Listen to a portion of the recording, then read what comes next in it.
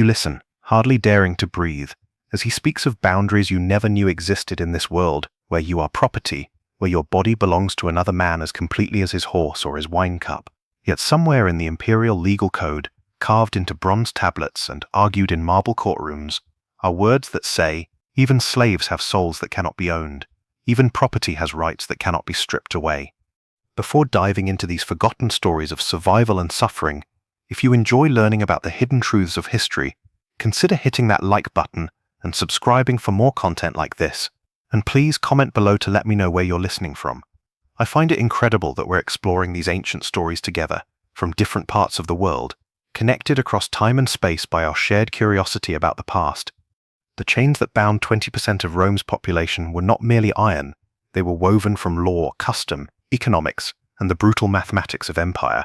Yet even in this system that reduced human beings to livestock, that bought and sold souls in marble marketplaces beneath statues of justice-bearing gods, there existed boundaries, limits, lines that masters, no matter how wealthy or powerful, dared not cross. Understanding these limits requires us to descend into the shadowed world of Roman slavery, not as tourists seeking simple moral lessons, but as archaeologists of suffering, digging through layers of legal papyrus and scarred stone to uncover the complex mechanics of human bondage. What we find there challenges everything we think we know about absolute power and the stubborn persistence of human dignity. Rome in the 1st century BC was a machine for creating slaves. Every conquest fed the beast. When Pompey crushed the pirates of Cilicia in 67 BC, he sold 20,000 captives in the markets of Delos in a single day. When Caesar completed his genocide of Gaul, 1 million Celts died, and another 1 million were chained and shipped to Rome. The city's heartbeat was the rhythm of slave auctions, the crack of overseers' whips, the shuffle of bare feet on marble floors. Walk through any Roman house of substance, and you would find them everywhere, invisible hands that cooked the meals, emptied the chamber pots, copied the manuscripts, taught the children, and warmed the beds. They were the fingers that plaited hair, the backs that carried litters, the minds that calculated accounts. Without slaves, Rome would have starved within a week. Yet even in this economy of human flesh, legal boundaries existed. Roman law, for all its cruelty, was still law, a system of rules that applied even to those who made the rules. Masters who transgressed these boundaries faced consequences that ranged from public shame to criminal prosecution, from financial ruin to exile from the only world that mattered to them. The first and perhaps most surprising limit was this: a Roman master could not legally kill his slave without cause. This was not mercy, this was property law. A slave represented a significant investment, often costing more than a year's wages for a skilled craftsman. Destroying valuable property without justification was wasteful, and waste was a vice that offended Roman sensibilities almost as much as cowardice. More importantly, random killing disrupted social order. If masters could murder slaves on whim, the delicate balance that kept 20% of the population in chains would collapse into chaos. Fear was a tool, but it required precision. Kill too few slaves and they might rebel. Kill too many and you had no one left to do the work. The law developed elaborate categories for justified slave killing. A master could legally execute a slave for theft, for running away, for striking a free person, for sexual impropriety, or for various forms of disobedience. But the killing had to serve a purpose: punishment, deterrence, or the removal of a genuine threat. Casual murder was forbidden. This prohibition was enforced through a complex web of social pressure and legal consequences. Roman society was built on reputation, and a master known for senseless cruelty would find himself isolated from business partnerships, political alliances, and social connections that formed the foundation of elite life. Worse, under certain circumstances, the state could prosecute masters for unjustified killings under laws governing the destruction of property or the disturbance of public order. But the most powerful constraint was economic. Dead slaves produced nothing. A skilled slave, a Greek tutor, a Germanic bodyguard, a Syrian cook, could represent a fortune. Killing such a person was like burning money, and Romans hated nothing more than financial waste. This created a grotesque moral calculus. Slaves lived or died not because Romans valued human life, but because they valued human productivity. A master might hesitate to kill a valuable cook, but think nothing of executing a field hand whose only skill was digging ditches. The law protected property, not people, but since slaves were property, they gained a twisted form of protection from their own commodification. The second major limitation concerned religious practice. Roman religion was a public performance, a civic duty intertwined with loyalty to the state. Slaves were expected to participate in public festivals, to honor the household gods, to observe the sacred calendar that structured Roman life, but they could not be forced to abandon their private devotions or to violate the deepest taboos of their native traditions. This religious tolerance was not born from any notion of spiritual freedom. It was pure pragmatism. Slaves torn from their homelands, separated from their families, stripped of their identities, needed something to cling to for psychological survival. Religion provided that anchor. A slave who retained some connection to his gods, who could whisper prayers in his native tongue, who could observe the festivals of his childhood, was less likely to despair, less likely to rebel, less likely to seek escape in suicide. Masters learned that forcing complete religious conversion often broke slaves in ways that made them useless. A Celtic druid forced to sacrifice to Jupiter might comply outwardly while dying inside, becoming listless and unproductive. A Jewish scribe required to eat pork might choose starvation over pollution. A German warrior compelled to worship Mars instead of Woden might turn his religious fury into murderous rage. So Roman law developed a practical compromise. Slaves had to participate in public religious observances. This was a matter of civic loyalty and social order. They had to honor the household gods of their masters. This was a matter of family solidarity and domestic harmony. But in the privacy of their quarters, in the shadows of their thoughts, they could maintain whatever spiritual connections sustained them. This religious accommodation created strange scenes throughout the empire. In a single Roman household, you might find a Celtic slave girl leaving offerings for the triple goddess in a hidden shrine, a Jewish cook lighting Sabbath candles in the kitchen corner, a Germanic guardsman whispering to Odin before battle practice, and an Egyptian scribe drawing protective hieroglyphs on papyrus scraps, all while publicly participating in the master's worship of the traditional Roman pantheon. Masters who violated this implicit religious freedom faced practical consequences. Slaves driven to religious despair often became useless or dangerous. Some killed themselves rather than live in spiritual pollution. Others turned their religious fervor into violent resistance, viewing their oppression as a cosmic battle between their gods and Rome's. A few escaped and carried tales of religious persecution back to their homelands, making future conquests more difficult and expensive. The third limitation was perhaps the most complex. Masters could not lawfully sell slaves in ways that violated certain social bonds. Roman law recognized that even slaves formed emotional attachments to spouses, to children, to close companions, and that destroying these bonds carelessly could trigger psychological collapse or violent revenge. This was not sentimentality. This was risk management. A slave whose children had been sold to distant provinces, whose wife had been given to another man, whose closest friends had been scattered across the empire, was a slave with nothing left to lose. Such desperation could manifest in suicide, sabotage, murder, or escape attempts that cost masters far more than the profit from breaking up slave families. So Roman law developed guidelines for slave sales that balanced maximum profit with minimum risk. Slave families could be separated, but not capriciously. A master selling a skilled craftsman might be required to include his apprentice son in the sale, ensuring continuity of training and emotional stability for both. A household disposing of a trusted nurse might need to guarantee that her own children would remain nearby, preventing the psychological breakdown that came from complete separation. These protections were limited and often ignored, but they existed. Slave dealers who habitually separated families gained reputations for selling unstable merchandise. Masters who broke up long-established slave relationships without good reason found their remaining slaves increasingly unreliable, fearful that their own bonds might be severed next. The enforcement of these informal protections varied wildly depending on local customs, individual masters, and economic pressures. In times of financial crisis, families were torn apart without hesitation. During military campaigns, emotional bonds were sacrificed for logistical convenience. But in normal circumstances, smart masters understood that preserving certain slave relationships was simply good business. This created a perverse form of family law for the enslaved. Slave marriages had no legal standing, but they had economic value that masters ignored at their peril. Slave children had no inheritance rights, but they represented future investments that were best nurtured in stable environments. Slave friendships had no social recognition, but they formed the emotional networks that kept households functioning smoothly. The fourth major limitation involved torture and mutilation. Roman law permitted masters to torture slaves for information, to punish them for crimes, and to mark them permanently as punishment for running away or other serious offenses. But this violence had to serve specific purposes. It could not be random sadism. Torture was regulated by legal precedent and social custom.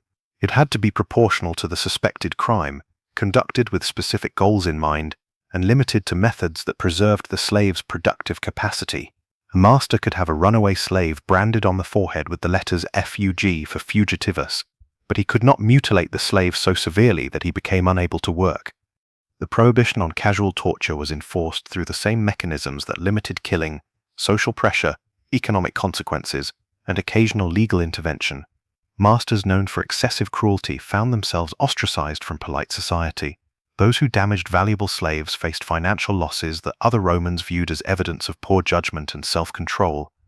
More subtly, Romans understood that random violence bred random violence in return. A master who tortured slaves for entertainment might find his food poisoned, his house burned, his children endangered by desperate people with nothing left to lose. Controlled violence served as a tool of discipline. Uncontrolled violence was simply dangerous. The legal framework for slave torture was codified in the Digest of Justinian, compiled in the 6th century AD but drawing on centuries of earlier legal precedent. Slaves could be tortured to extract confessions in criminal proceedings, but only under specific circumstances and with particular safeguards. They could be punished physically for violations of household rules, but the punishment had to fit the crime and serve a clear disciplinary purpose. These limitations created a complex moral landscape where cruelty was regulated rather than prohibited. A master who whipped a slave for stealing bread was within his legal rights. A master who whipped a slave because he enjoyed hearing screams was violating social norms even if he faced no formal punishment. The difference was intent, proportion, and purpose, concepts that offered slaves minimal protection but established important precedents for the limitation of absolute power. The fifth restriction concerned the testimony of slaves in legal proceedings.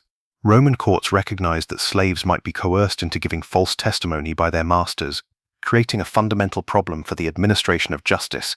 If masters could force slaves to lie under oath, then slave testimony became worthless as evidence and dangerous as a tool of legal manipulation. Roman law developed an elaborate system for handling slave testimony that balanced the need for evidence with awareness of coercion. Slaves could testify in court, but their words carried less weight than those of free citizens. More importantly, slaves could only testify against their masters under extraordinary circumstances, typically involving treason, murder, or other crimes that threatened the state itself. This limitation was enforced through both legal procedure and social pressure. Masters who were suspected of coaching slave witnesses found their reputations damaged and their testimony discounted in future proceedings. Courts developed techniques for detecting coach testimony, including separate interrogation of multiple slaves and comparison of their accounts for suspicious similarities. The restriction on slave testimony served multiple purposes. It prevented masters from using slave witnesses to frame their enemies or to escape accountability for their own crimes. It acknowledged that slaves under torture or threat might say anything to end their suffering. Most importantly, it recognized that justice required some degree of independence between witnesses and the parties they testified about. But this protection was limited and contradictory. While slaves could not easily testify against their masters, they could be tortured to extract testimony about their master's enemies. While their words carried less legal weight, they could still be punished severely if their testimony was deemed false or insufficient. The law protected slaves from some forms of exploitation, while exposing them to others. The sixth limitation was economic. Masters could not waste slave labor in ways that damaged the broader economy or violated community standards. This was not a law written in any code. It was a social pressure enforced through ostracism, business boycotts, and political exclusion. Roman society was intensely competitive, with families and individuals constantly vying for status, wealth, and influence. A master who squandered valuable slave labor on frivolous projects, who failed to maintain his slaves' health and productivity, or who used slaves in ways that offended community sensibilities would find himself excluded from the networks of reciprocity that made elite life possible. This economic constraint was particularly important in skilled trades and intellectual work. A master who owned Greek scholars, Syrian physicians, or Gallic metal workers had a social obligation to employ their talents appropriately. Using a trained physician as a field hand or a skilled scribe as a gladiator was seen as wasteful and offensive, like using fine wine to wash floors or burning masterwork sculptures for fuel. The enforcement of this constraint was subtle but powerful. Masters who misused skilled slaves found that other elite Romans refused to lend them money, declined their invitations, excluded them from business partnerships, and spread rumors about their poor judgment and lack of cultivation. In a society where reputation was everything, such social punishment could be devastating. This created an odd form of protection for educated and skilled slaves. Their specialized knowledge gave them value that masters ignored at their peril. A Greek tutor who taught philosophy and rhetoric was too valuable to waste in the mines. A Germanic metal worker who could forge superior weapons was too useful to sacrifice in the arena. A Jewish banker who understood international finance was too profitable to destroy through casual cruelty. But this protection was entirely dependent on economic value and social expectations. Unskilled slaves, field hands, domestic servants, laborers, enjoyed no such safeguards. Masters could waste their labor, abuse their bodies, and destroy their lives without facing significant social consequences. The system protected valuable property while offering nothing to those whose only worth lay in their capacity for back-breaking toil.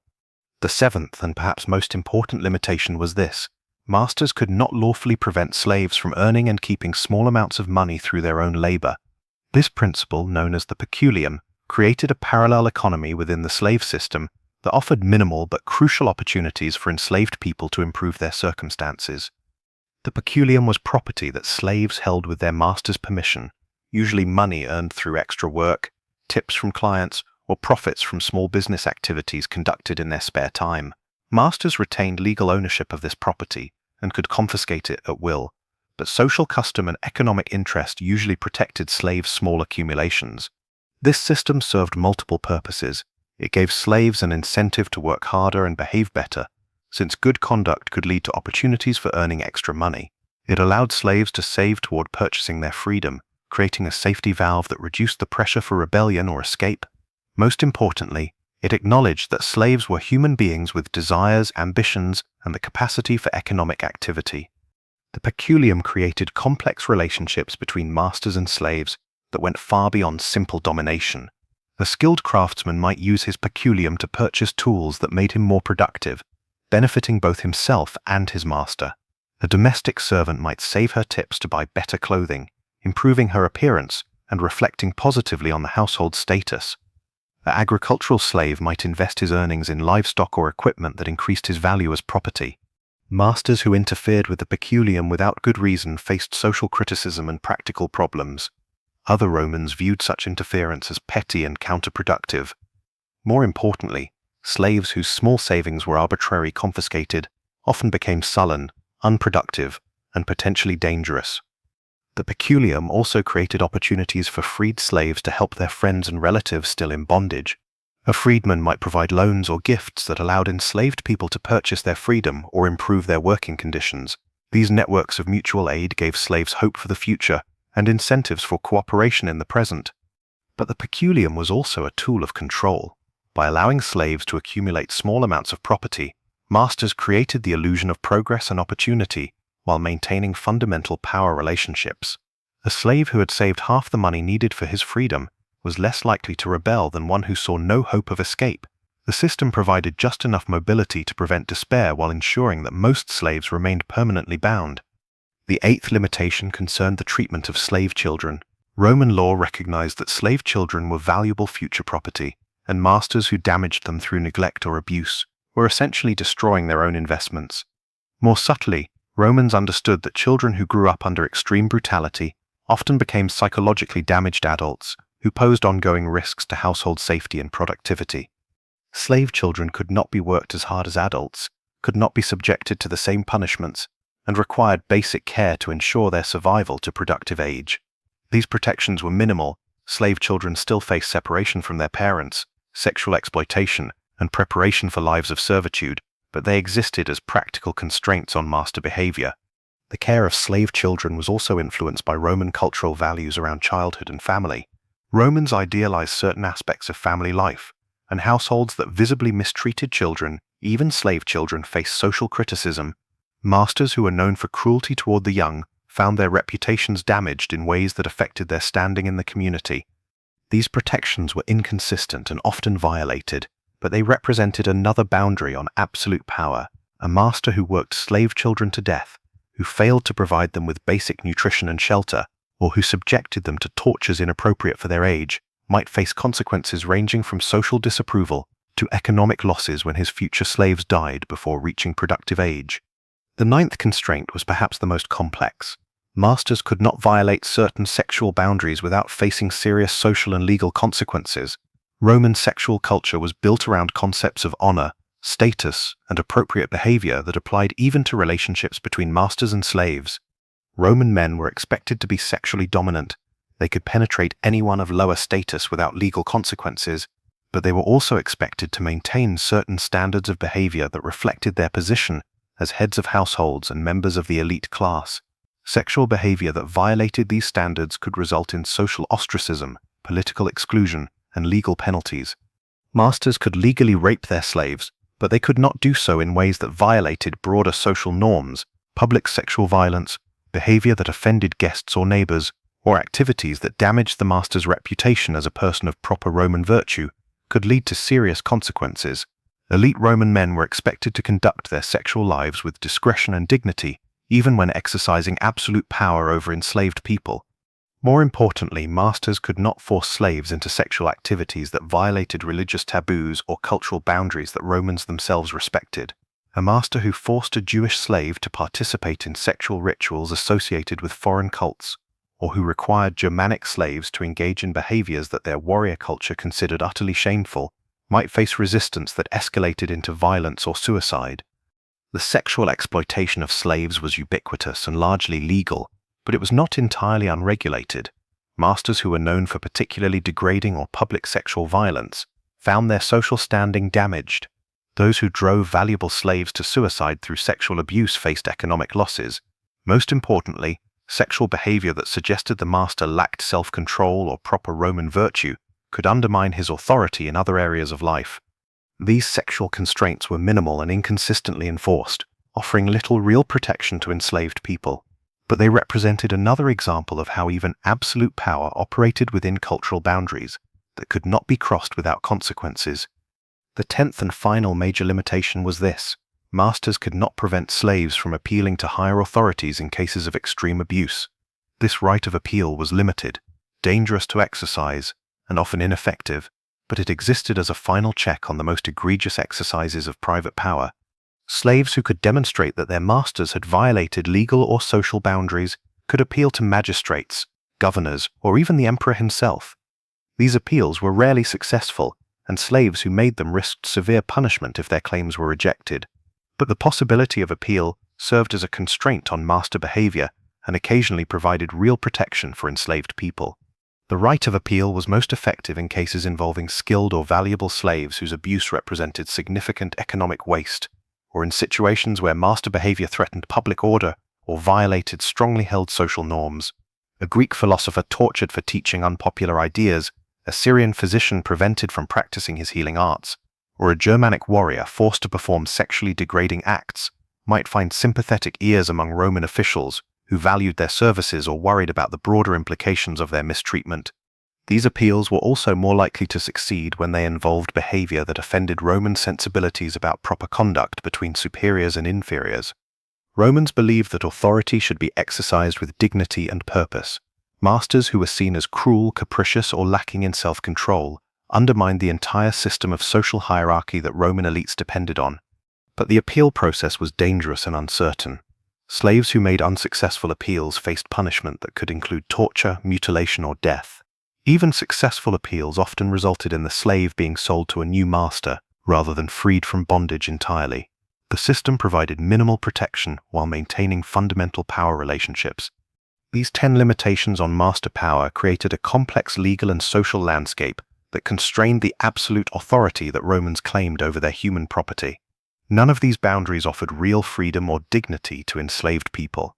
All of them were violated regularly with minimal consequences, but collectively, they represented something unprecedented in human history, a systematic attempt to regulate the exercise of absolute power over other human beings.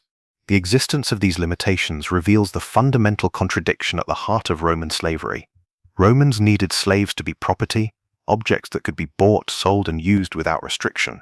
But they also needed slaves to be human beings, thinking, feeling, productive members of society who could contribute their skills labor, and intelligence to the Roman project. This contradiction created tensions that could never be fully resolved. Every limitation on master power acknowledged the humanity of enslaved people while simultaneously denying them freedom. Every protection offered to slaves reinforced their status as property while constraining how that property could be used. Every boundary drawn around master authority both challenged and strengthened the system of human bondage. Understanding these limitations helps us grasp the sophisticated mechanisms that allowed Roman slavery to persist for centuries without collapsing under the weight of its own contradictions. Romans created a system flexible enough to accommodate human needs, while rigid enough to maintain economic exploitation, brutal enough to inspire fear, while restrained enough to prevent constant rebellion. But these limitations also reveal the cracks in the foundation of any system built on the ownership of human beings. Every boundary that protected slaves acknowledged their capacity for suffering, their need for dignity, their irreducible humanity. Every constraint on master power admitted that absolute authority over other people was dangerous, unstable, and ultimately unsustainable. The slaves who crouched in the darkness beneath the amphitheater, listening to Spartacus whisper about limits and boundaries, understood something that their masters preferred to ignore. Power that recognizes its own constraints is power that acknowledges its own illegitimacy. Authority that must be regulated and limited is authority that has already admitted its own moral bankruptcy.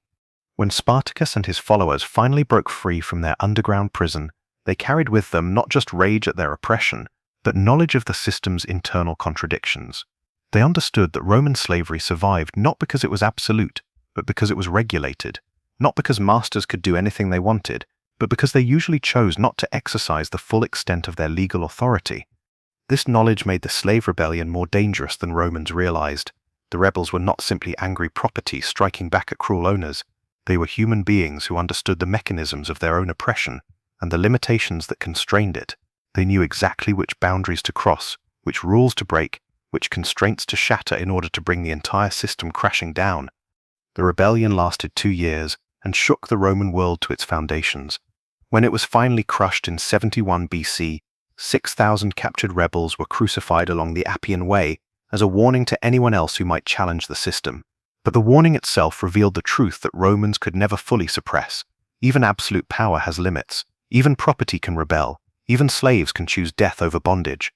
Walking past those crosses, seeing the bodies of men who had dared to claim their own humanity, Romans must have understood that their system of regulated brutality was more fragile than they wanted to admit.